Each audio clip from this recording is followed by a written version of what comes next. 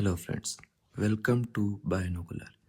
Today we will study about male reproductive organs in plant. So let's get started.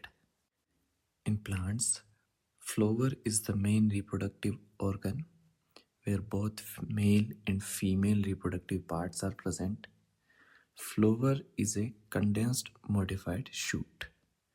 Plants में reproduction flower में होता है दोनों mail और फीमेल रिप्रोडक्टिव ऑर्गन्स फ्लोवर पे present होते हैं.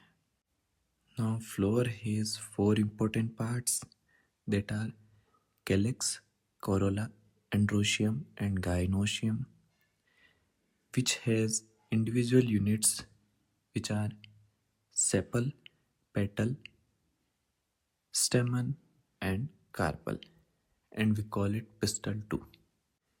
एंजियोस्पर्म में फ्लोर के 4 पार्ट होते हैं जिनको कैलिक्स, कोरोला, एंड्रोशियम और गाइनोशियम बोलते हैं, जिनकी इंडिविजुअल यूनिट होती है sepal, petal, stamen and carpel.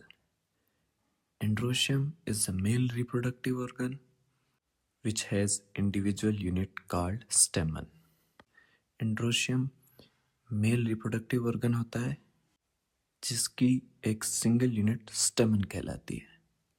Gynoecium is female reproductive organ which has single unit called it carpel और gynoecium female reproductive part होता है. So now we will see the male reproductive organ that is stamen.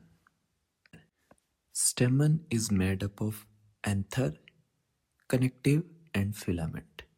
स्टेमन 3 part से बनता है.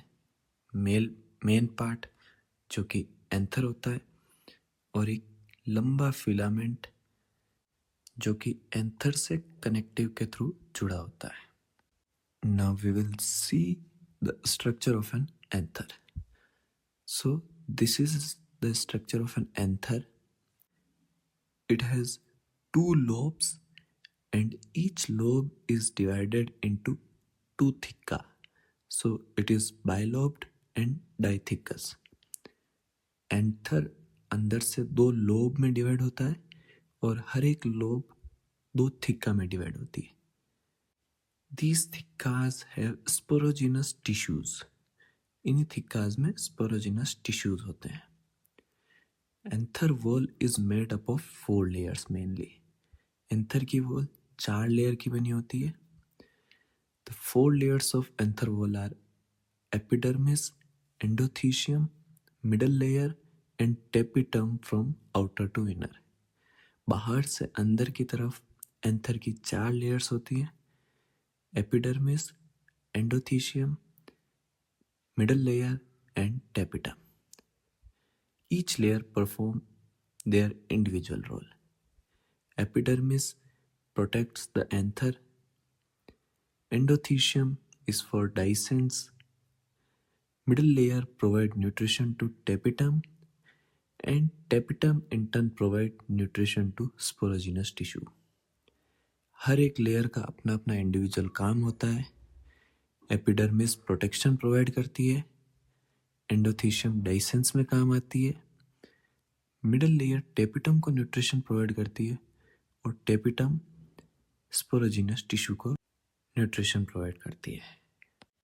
Each cell in sporogenous tissue act as microspore mother cell और sporogenous mother cell और spore mother cell.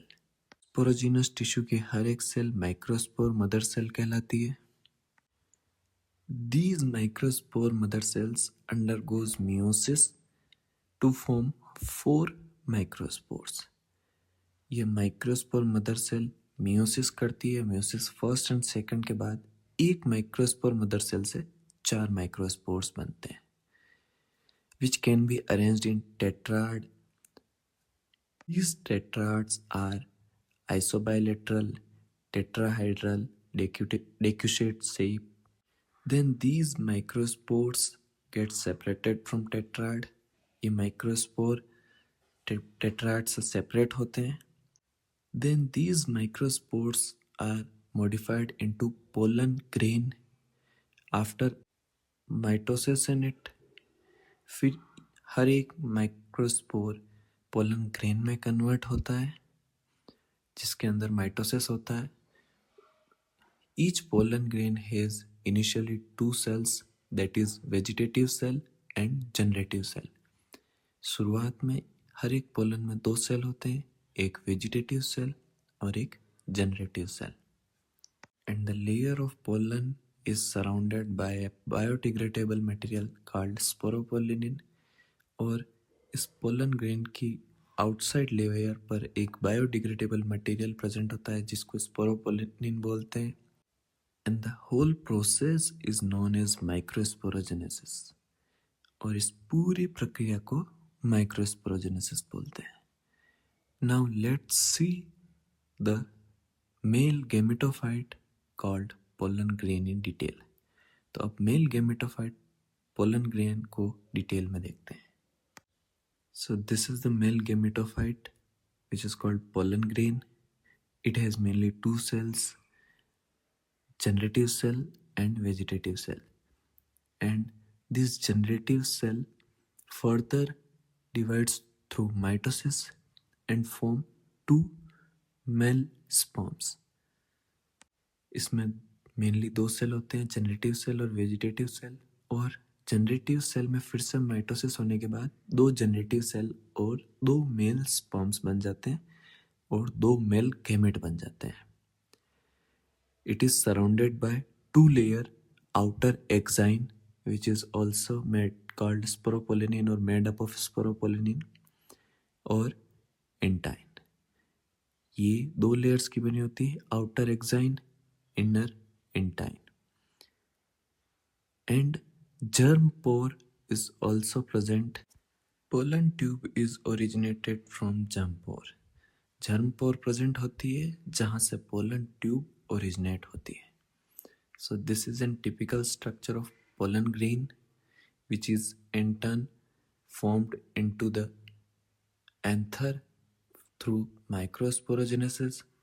Anther is a part of stamen. Stamen is individual unit of male reproductive organ androecium, and this whole structure anther connective filament which in turn form stamen is present in the flower. So this was all about male reproductive organs in flowering plant or angiosperm, where we saw the detailed structure of anther, anther walls, microsporogenesis, that is formation of pollen grain, and detailed structure of male gametophyte pollen grain. Thank you for watching.